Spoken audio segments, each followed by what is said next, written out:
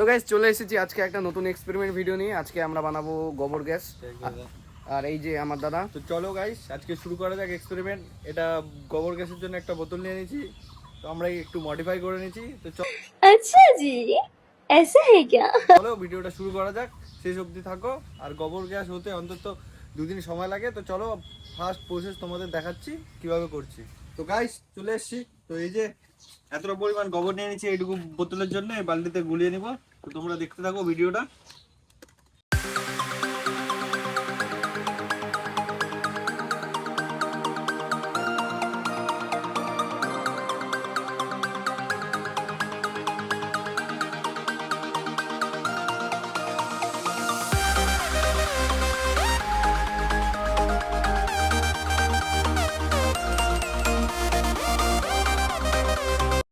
Guys এটাকে আমরা ভরে নিলাম।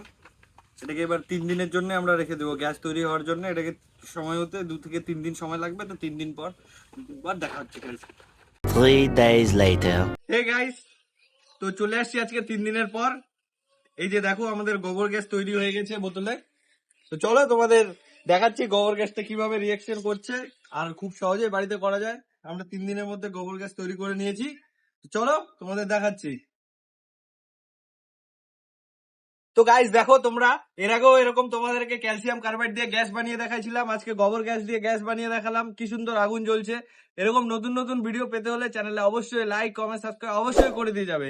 তো গাইস এরকম ইন্টারেস্টিং ভিডিও পেতে হলে আমার চ্যানেলে অবশ্যই থাকো।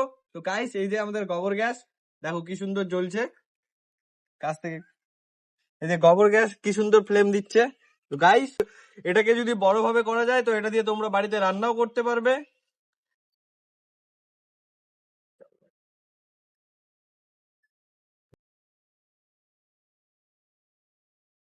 আজকের মতো এইটুকুই, নেক্সট ভিডিওতে আবার দেখা হচ্ছে।